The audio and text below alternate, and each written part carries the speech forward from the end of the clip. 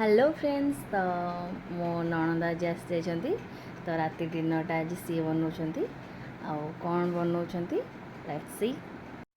आउ एठी आसिक देखली तो से बनैछन्ती गरम गरम पूरी आउ पूरी खाली टिके गैस हुए तो से सेटा न हबा पई से ता सहित माने जुआणी पानी देकिना करछन्ती जो कि बिल्कुल भी माने पेट खराब हबनी माने चांसेस बहुत कम।